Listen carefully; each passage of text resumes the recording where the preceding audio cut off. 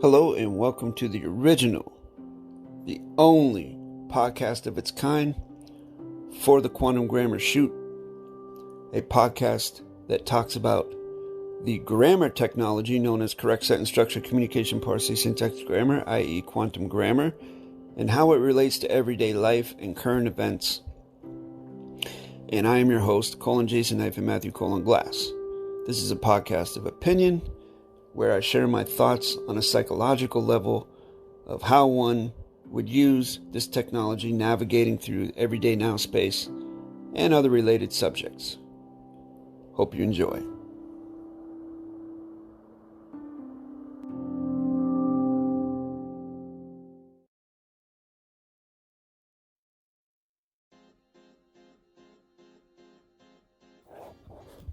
I'd like to reiterate that I'm fond of saying ad nauseum that 90% of learning quantum grammar is psychological. That you can learn the grammar, although that's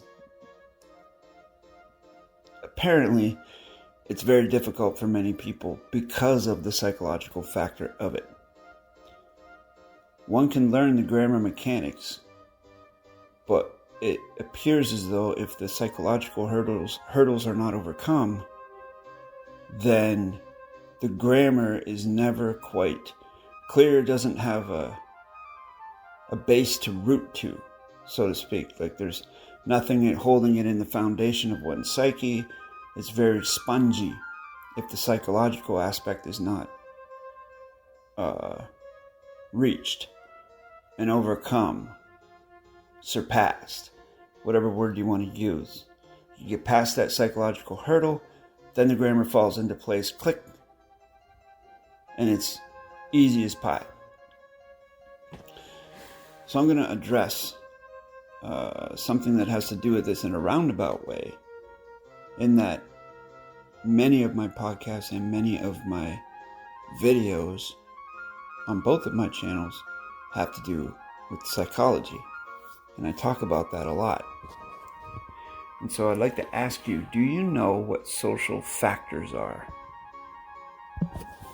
According to Google, social factors represent another important set of influences on consumer behavior.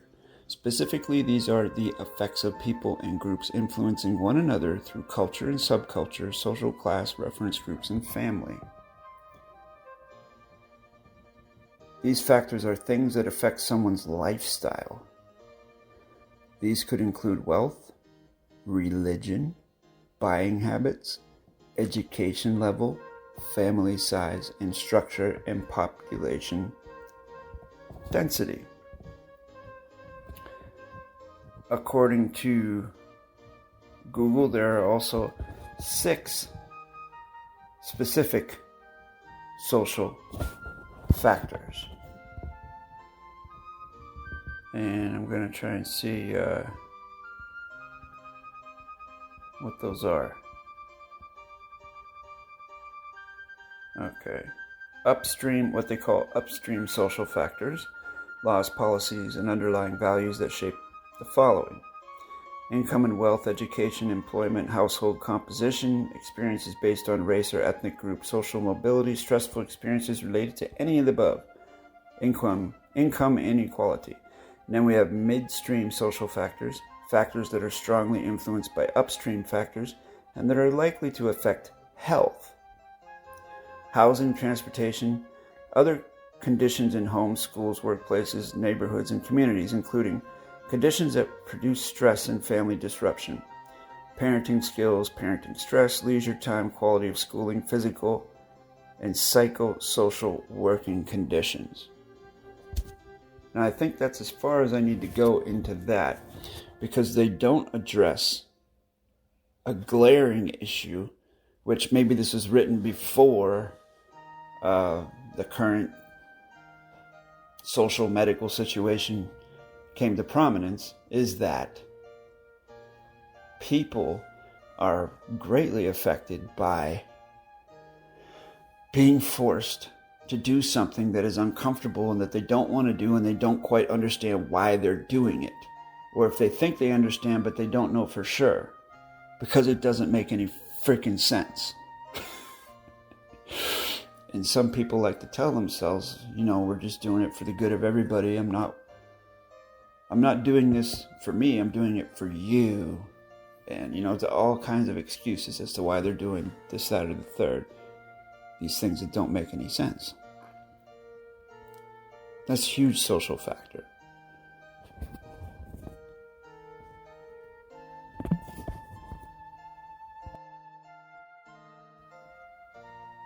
The reason I'm bringing this up in this podcast is because I received an email from,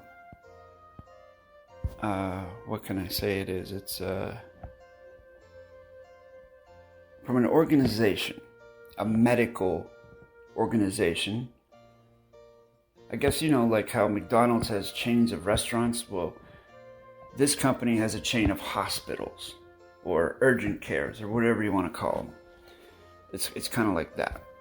They sent me an email apropos of nothing, beginning with Dear Jason, which is funny in and of itself. But I'm not going to read the email itself because they do put a confidentiality clause on it, which, I'm just going to honor that. So I'm going to paraphrase. They're reaching out to me to invite me to take part in a couple surveys that their company is providing. And they're trying to figure out how social factors affect health. How social factors have a bigger effect on health than medicine and medicinal procedures. And they don't know how this works, which is a joke in and of itself also. Because when you go to a doctor these days, they don't normally tell you need to change your diet. Look, you're unhealthy. You eat sugar and carbs, and you're going to be very sickly all the time, and you're going to be susceptible to whatever illnesses are going around because your immune system is weak, and you need to exercise, and you need to take care of yourself, and you need to get some sleep, and you need to not work so many hours. They're not going to tell you that. Or at least they don't anymore. More than likely, they're going to tell you that you need to get this or that type of medicine, whether it's a prescription or whether it's a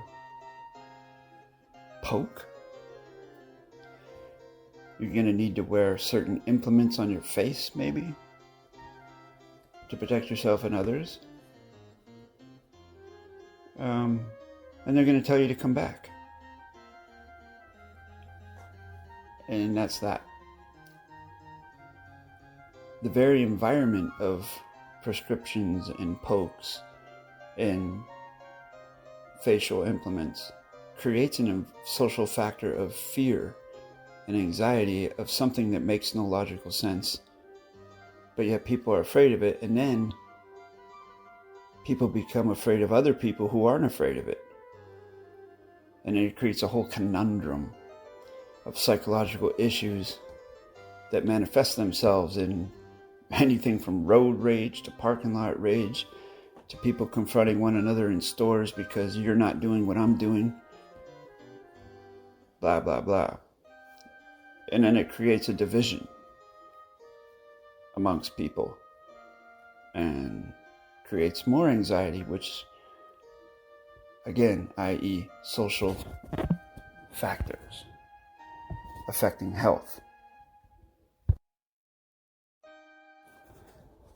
So to bring it back down to a personal level, I find it interesting that this hospital chain reached out to me because they never email me. I've been to their place of business once, And I think that was over a year ago. And they emailed me once right after my visit, and that was it. Now I can draw some assumptions on this, some guesses. This is a podcast of opinion. So one possibility would be that someone from there watches my videos. And they do genuinely want to know what I think.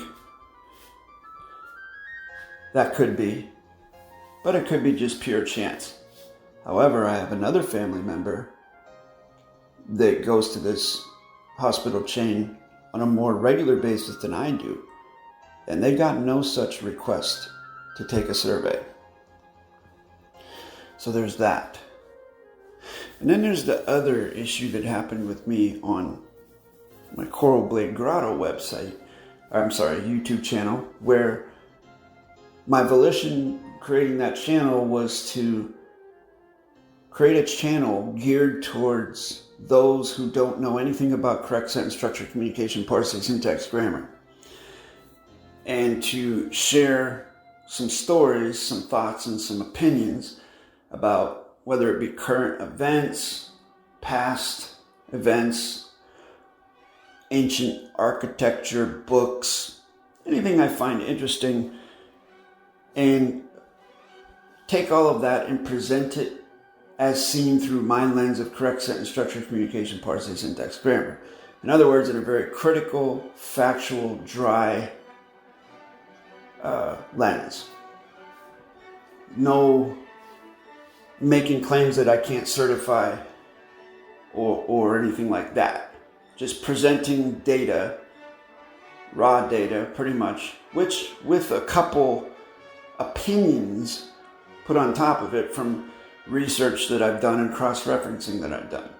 But basically putting it in the viewer's hands and showing them an example of what one individual might be like looking at things using the lens of quantum grammar.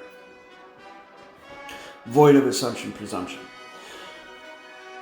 So I created that channel also to try and test the bounds of YouTube, because my quantum grammar channel has never ever had any problems with uploading videos or anything like that.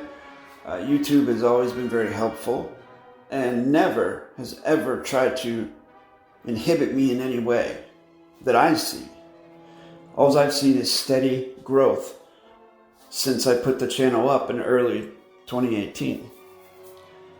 Coral Blade Grotto, I wanted to put some more opinionated things out there, because I see people publishing opinions and getting strikes for it, getting their channel erased, and things like that. So I quickly found out the other day how this would happen to me. I put out a short 1-minute video where it wasn't even a visual thing. It was just me putting an audio track on there, basically saying about how ridiculous the mask thing is, how there's no logic behind it. And I go into detail on my thoughts. And the title of the video was Masks Up, Logic Down. Within 45 minutes, YouTube took the video down and sent me an email saying that I had violated their community guidelines, that I had presented misinformation in the video, but there were no strikes against my channel because I probably did it and I didn't know that I violated the guidelines. So there would be no damage done to my channel, and if I wanted to submit an appeal, I could. Well, I did submit an appeal. I simply said, "Thank you for reaching out. Please specify what specific misinformation is contained in the video. Tell me what it is, tell me how it's misinformation, and tell me what the correct information is. Because I want to know. Because it bewilders me, because to the best of my knowledge, everything I said in the video is logical and correct conclusions drawn upon these logical the logical data presented. Within 20 minutes, they had reinstated my video and sent me back an email saying that, we've reversed our decision. We're sorry for the inconvenience. If you have any questions, get a hold of us. And that was that. Now, a little or a lot could be made out of that scenario I just presented with YouTube.